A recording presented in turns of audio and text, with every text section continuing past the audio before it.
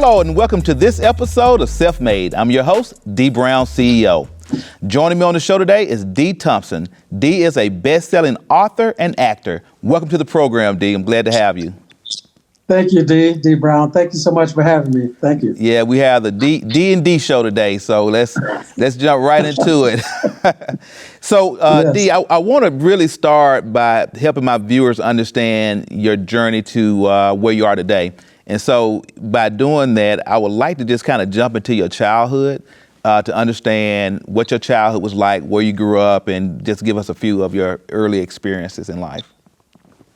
Well, my childhood, I grew up in North Carolina. I was born in 1961, so I'm what you consider an old school baby boomer, and grew up in Charlotte, North Carolina, country boy. Came from a family of 8, 4 boys, 4 girls. I'm number 7, and just grew up. We were, had little means, but we were rich in love and spirit, and I had a fun childhood growing up. Very adventurous kid, always turning over rocks and trying to see what's on the other side and exploring everything, in the woods, always playing, building, clubhouses and go-karts and selling Coca-Cola bottles, all that stuff. So always trying to, be adventurous and stay out there and find out what's in the world. So what were some of the challenges you experienced early in life? Well, some of the challenges I experienced probably was not having transportation, having to walk everywhere. Yeah. But once my sister taught me how to ride a bicycle, then I, started to explore the world a little bit better. My baby sister taught me how to ride a bicycle, and I've been traveling ever since. And how old were you when you started riding the bicycle? Oh my God, I had to be about maybe 6. I'd probably say about 6 years old. Yeah, I was probably about 6. And so did you travel all over the community, or? Well, once I learned to ride a bicycle, and I put that Christmas wish list in my mother's head that I wanted a bicycle, and she worked real hard. She was a domestic worker at the time, and she saved up a lot of money and got me a bicycle for Christmas. Never will forget. It was a Western Flyer with a banana seat. That was the bike to have back in the day, man. That was the bike to have. Once I got that bicycle, and everybody would get bikes for Christmas back then. Yeah. And you'd have like these kids riding around the neighborhood, like 20, 25 bicycles. Right. And I would stand there and watch them go whizzing by, not having a bike. So once I got my bike, I was able to join the pack and, travel. So I started to explore the neighborhood, Yeah, and, yeah. That was a story of my childhood as well. I only had one little hiccup. Like every year, my bike would get stolen. So I would only have my bike for just a little while every year, and then I'll leave it somewhere one time and, walk off, and boom, every year it was gone. So. Well, mine didn't get stolen because I was always on it. I was moving, going somewhere. So tell me about high school. What was your high school experience like? Where did you go to high school, and were you involved with extracurriculars or athletics, etc.? Well, I went to Harding High School in Charlotte, go Rams, and grew up with James Worthy back in the day. I played basketball when I was on the track team, did the shot put, the discus, and played against James Worthy, Gastonia Ashbrook. Yeah. And of course they won, but he had the little beard at the time, kind of trying to intimidate everybody. But I had his number. But I played sports, basketball, played football when I was in the Navy, and I played intramural sports when I was in the Navy. But track and always athletic, and I had to play basketball because I was a tall guy, and they just pushed me on the court when I was a kid and said, "Hey, you're gonna play basketball." Right. So I had to learn the love of the game. We didn't have any means. We put a bicycle rim up on the back of a tree and start playing the game. And I remember shooting the ball, and the guy would be standing underneath, and I said, "Did that go in?" He's like, "No, man, that didn't go in." I'm like, "Man, you guys are always cheating." I know that went in. We used bicycle rims and milk crates. Yeah. That was our basketball goal back in the day, and just nail it to a tree. So tell me a little bit about your family, though. You mentioned your mom was a domestic worker. So obviously you didn't have a lot of means. You mentioned that as well. So tell me a little bit about your family and just the challenges that your mom faced raising you all? Well, my father was a doctor, and my mother wasn't married. Dr. Albert Edwin Perry Jr. He was a famous doctor. He was Obamacare before Obamacare. Okay. But my mother was a widower, and I was conceived number 7 of 8 kids. And but having those challenges of my mother being pretty much basically a single parent and raising these kids, and she was always out trying to work and bring home the bacon. She did. She brought home the bacon, the bologna, everything. So, so I said, once I get old, I'm gonna start helping out and start, doing things. And I started working at a very young age, 9 years old. Matter of fact, I used to sell newspapers, what they call the pink flannel on Saturdays. Yeah. And went between cars while the light was red, and so the pink flannel newspaper in Charlotte for 10 cents. And I got my money that way and sold those newspapers, and then I got a paper route, and then I started working at a grocery store as a bag boy, and took 2 bags of groceries out to a lady's car from inside the store, maybe 25, 30 feet to her car, and she gave me like $2. Thank you, son. Here's some money. Handed me $2, and I was like, "This is it. Yeah. I ain't gonna never leave this place. I'm rich." Just for taking groceries to the car. Right. So, went on from there, and I was a butcher, and I moved up from bag boy to produce, and from produce to the meat department, and I was a butcher at 12 years old. And, back then, you did what you had to do. I was a big kid. I was pretty intelligent, and they started giving me more and more responsibility, and I was able to handle that job, and went on from there. I always worked because I love money, and And I also found out that the guy that gets the money gets the girl. So, right. If you're going to take the girl to the movie, you better be able to buy the popcorn. That's right. So you also went to the Marines, right? Or the Navy? The United States Navy. The Navy. Okay. And so tell me about the decision, the journey to go to the Navy. Well, I was working at a hotel. I've always done things based on my faith, and they were building a building, and they put this hotel there downtown, beautiful building. And I looked at the building. I said, one day I'm working that building. I want to work there, and I would always get a job, anywhere. And I became the dishwasher, and then got in, and then they saw, that I could work hard, and they put me in the banquet department. But I had a son early on in age, and I wanted to, stabilize myself in a career. And so I looked at the Navy, and the Navy came knocking, and I said, this is what I want to do, 3 square meals a day with a paycheck, get to travel the world, get to be adventurous, and take care of my family. Yeah. So I was like, let's go, let's do this. Took the test, went to the AFE station, took the test, called a recruiter up. I said, did I pass the test? How did I do? He said, son, you passed the test with the highest score ever. You can do and become anything you want as a cryptologist. And cryptologist is a code, copier, pretty much a spy. But I did that for a while, and then I changed careers and did something else. But I ended up retiring from the United States Navy. So long story short. So how did the Navy help shape your future career? Well, I like to give my mother credit first for having the discipline before I went in the Navy. But they really helped, further extend that discipline and motivation and honor and respect and integrity as a young man, trying to find his way. And that gave me an opportunity. And gave me an opportunity to work with different levels of people, white, black, so on and so forth. Because in my community, there weren't any white people, at the time. And this gave me a chance to work with folks of different color, different races, different creeds. At the time, there was no women in the Navy. So, I got to see all that develop. And when I came in, we were allowed to have beards, mustaches, and afros. And, I got to see all of that transition during my career, and see all of that. So travel the world, get to see different cultures. I got a chance to stay for a week where we did a cross-pollination program with a family over in Portugal, in Lisbon, Portugal. And I got to go on another ship and experience that with Germans. We were on a NATO cruise, kind of a ambassadorship type cruise, where every ship, we had 7 ships, and we went to those different countries And so I got to see what the world is like out in the whole world, Yeah. from Antarctica, all the different oceans. So talk to me about post-Navy. Once you left the Navy, where did you go career-wise from there?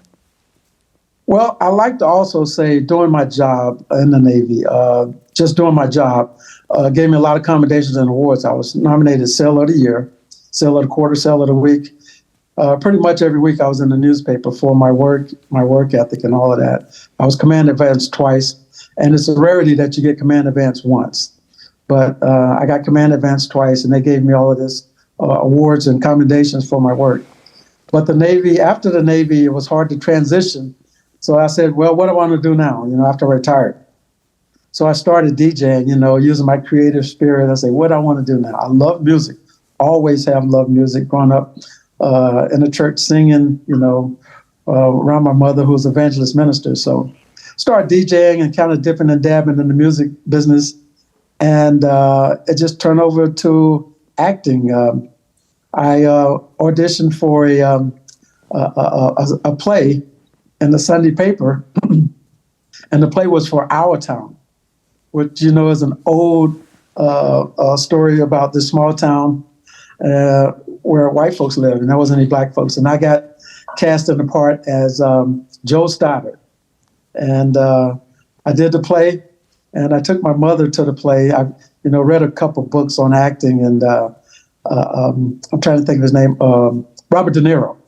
He said, I had to play an old man, and he said when he would play parts as an old person, he would always put rocks in his shoes because old people are always hurting and in pain. So I used some of that method acting and, took my hair and put white spray paint in it and stuff, and did all the stuff to make myself look old. Took my mother to the play at the Central Piedmont Community College in Charlotte, and she was there in the audience. And after the play, I took her out to dinner, and I said, Mom, so what do you think about the play? She said, oh, son, I love the play. I love the play. It was great. But I didn't see you up there. I said, Mom, I was the old man. And she never cursed. She said, oh, boy, oh, S-H-I-T. I said, yeah. She said, that was you? I said, yeah, that was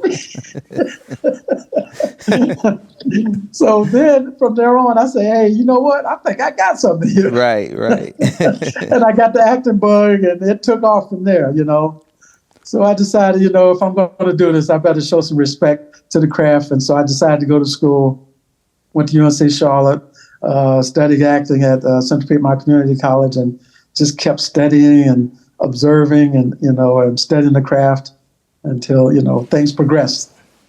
So talk to me about your acting career. I know you have done a lot of body double work, and so just tell me about some of the acting roles you've been involved with.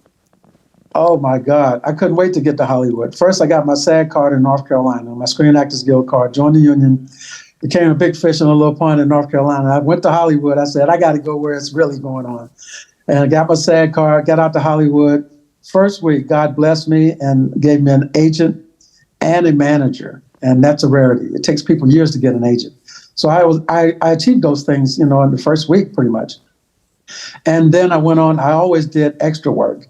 I became an extra in a movie called, I met Michael Clark Duncan, actually. And I met Omarosa through Michael Clark Duncan. And I did a movie called, what was the name of the movie? Oh my God, Bulworth, starring Warren Beatty, Halle Berry, Isaiah Washington, Don Cheadle. And met Michael Clark Duncan on that movie. We were both in the film. And I was a henchman in the nightclub, and I had all these, stuff on. And then I went on from there. Halle Berry got me in that film, introduced to me by Isaiah Washington. And then I did a lot of stand-in work. I was always working in the background as an extra. I was on the Wayans Brothers show, Moesha. I took Ray J to boot camp as an Army sergeant. I stood in for Michael Clark Duncan on Scorpion King. I stood in for The Rock. I was Bernie Mac stand-in, Magic Johnson stand-in. We did a commercial together. I was a photo double for Magic Johnson on the ESPN commercial. Did a commercial with a young Kevin Durant. did the Wayans Brothers show, Moesha, tons of commercials, Bojangles back home in North Carolina, NFL films, Carolina Panthers. I've always played the father, the sports guy, a lot of different, sports figures and stuff, and just kept studying my craft, always learning, and being able to work as a stand-in with these A-listers. It gave me an opportunity to see how that process come together. And I ended up working and kept working and got a chance to work as a stand-in on the Oscars. It's just kind of ironic how that whole thing came together. I was trying to find my friend Michael Clark Duncan. When I came back to Hollywood, I was back and forth between North Carolina, and he had got nominated for an Oscar for The Green Mile. And I, meanwhile, was back in North Carolina, still struggling, still trying to get into business. And my agent called me and she said, "Hey, I want you to read for a part for John Coffey." And she said, "You ever heard the book Green Mile by Frank Darabont?" I said, No. She said, "Well, get the book, read the book." And I read the book and I auditioned for John Coffey. I never told Michael that I read for the part. I didn't get a chance. I never had thought about it. But he ended up getting the part of the Green Mile and he got an Oscar. He got nominated for an Oscar. And when I came back to Hollywood, I was trying to find my brother. And then they ended up getting me to do stand-in on the Oscars for Michael Clark Duncan. So I came full circle. It was just, God-given to me, and my mother always said, "Be careful what you pray and ask God for, because you just might get it." Right. And I've been living my dream, in Hollywood, and things have really been up for me. I look around the room sometimes, and it's kind of surreal, doing these award shows and stand-in. I would come into work, and there's Burt Bacharach playing on the piano, and Dionne Warwick singing, and Isaac Hayes, and Queen Latifah, and you look around the room, and I've stood in for John Legend, and these are all people that I admire, Yeah. And I said, hey, I love the business. One day those people are going to be my friends. I want to work with them. I want to be able to call them my colleagues, and all that stuff has come to pass.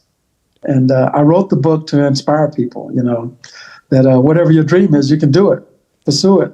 Every day do something towards achieving that goal, and that's your heart desire. And in my case, I believe in God Almighty, and He's always given me my heart's desire, not everything that I want, but what I need. So, Yeah. So your book is Oscar Without a Ticket, right? So how I went to the Oscars without a ticket, true story. So give us a little snippet of the true story on how you went to the Oscars with no ticket.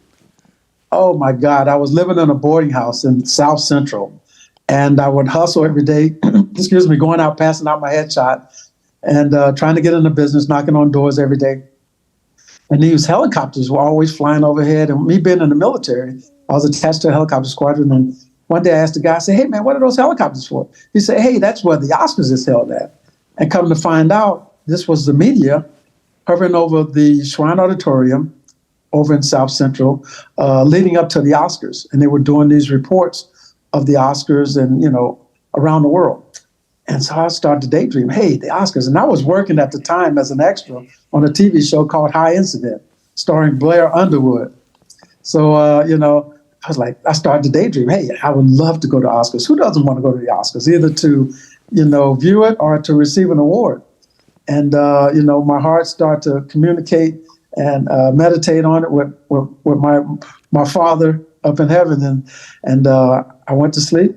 And before I went to sleep, I prayed and said, I'd love to go to the Oscars. So when I woke up the next day, I knew that I was going to the Oscars. And when I got on the set, I told everybody I was going to the Oscars. They were looking at me like I was crazy. I said, man, I'm going to the Oscars. They was like, what? Yeah, right, whatever. And my faith in God has always been strong, And so, they kind of shrugged me off. And I said, well, if I'm going to the Oscars, I'm going to need a suit. I'm going to need to put my suit in the cleaners. I didn't have a tuxedo. I had a double-breasted suit. Put that in the cleaners. I said, well, I want to document this. So I got me a little box camera. You remember the little box cameras back then? Yeah. You could get them for like $3 or $4. Right. I bought one of those so I could take pictures. And long story short, I walked from my boarding room through the neighborhood. I'd never been to this place before in my life. Walked to the Shrine Auditorium, took pictures, went to the Oscars, the entire show, walked down the red carpet, went to the governor's ball after the show, and I rode home in a limousine with total strangers. And when I got back to my room, I still have it to this day, the program wrapped in plastic, a little napkin, a chocolate Oscar. I ate the Oscar. But when I got back to the room, I was like, what has just happened? And I looked up at the ceiling and I started crying and praising God. I was like, thank you, Jesus. I just went to the Oscars. Oh, my God. And from there on, time passed, and that's something that happened to me. That was part of my journey. And then I later got called for the job as stand-in, and I ended up working for the Oscars. Right.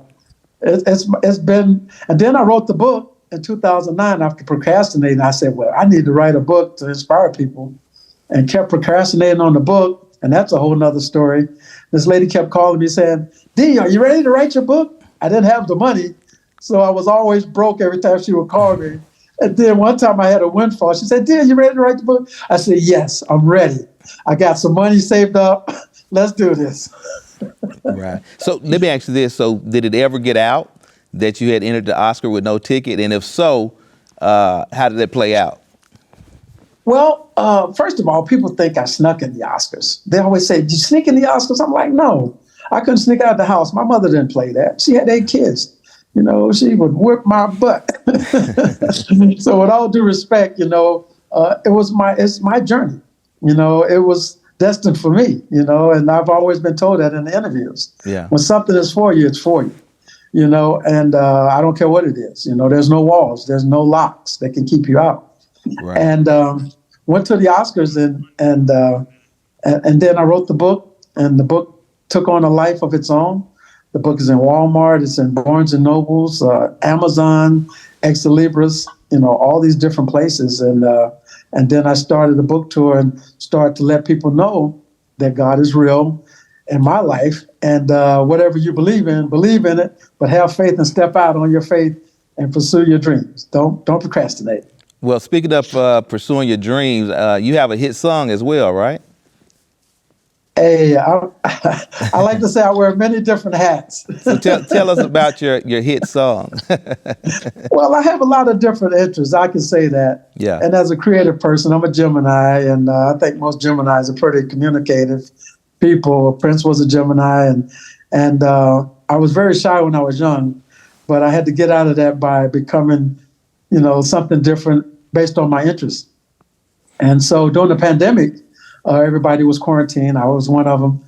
And I got a hat from Michael Clark Duncan through Omarosa, a cowboy hat. She don't know this, but, I have that hat. And I used to sing this song in the car to my kids, Roll on River, and when we go on trips. And so during quarantine, I said, I got to do something for people, make people feel good. People are dying, isolated by themselves, and our frontline heroes are out there, risking their lives. And so I said, I'm going to produce this song. My son said, yeah, Dad, you should produce the song. You can do it. You'll be bigger than Lil Nas. When I put the hat on, I said, this is the guy. And I put the cowboy hat on in my living room. We were FaceTime, and I said, this is the guy right here, the big country cowboy. That's how that guy was born. He was born in my dining room, talking to my son. And I took on, and God gave me the vision, the big country cowboy and Roll on River. I produced the song, wrote it, produced it. And then I said, well, you know what? People are visual, so I got to do a music video. Yeah. And I shot a music video out of bubblegum and Band-Aids during the pandemic in 3 different states, Texas, California, and Nevada. And got it done, involved my family, my grandkids and stuff. And got it done to show people that, hey, you know what? Be happy. Don't have any stress, anxiety, depression. Life is great. Take what you have and work with it, but get started living. Don't think about death and dying. That day is going to come. But right. You know what? Deal with what's going on in the present. Hey, so Dee, what's on the horizon for you? What do you have planned to accomplish next? Well, next year, 2024, I've been always dreaming to get this done because people, I travel and I do book signings, but people don't read books the way they should. I promote reading to anyone, young and old. I do voice characters also. I read books to kids. as a character as Sammy the Sloth. And my grandkids love that. I got 7 grandkids, 4 grown kids. And I'm producing a show, a one-man show at the Mayflower in Burbank. It's going to be in March, right around the time of the Oscars. And I'm going to do a night at the Oscars with Dee Thompson. And you're going to be the star. You are going to be the star. So you get to come in, dress up in a nice, beautiful gown, tuxedo, walk the red carpet, take pictures, sit down, have an elegant dinner, and you get to hear me talk a little bit about my background. And then I read the entire book from front to back about that event of how I went to the Oscars without a ticket. Wow. And then you get to take a picture, and I give you a little Oscar, and you become the recipient, of an Oscar for that night. It sounds like it's going to be a great event. I'm looking forward to hearing more about it. Put me on the invite list. You first and foremost. Hey, Dee, we got to make a movie too. I want to make a movie of this because let's do it. so Yeah, busy. got to connect us. We're about out of time for this episode, but I do want to thank you so much for being on the show. It was a great story. Thank you for sharing your journey and all your talent with us. To my viewers, thank you for watching this episode of Self Made. I'm your host, Dee Brown CEO, and remember, without you, there's no me.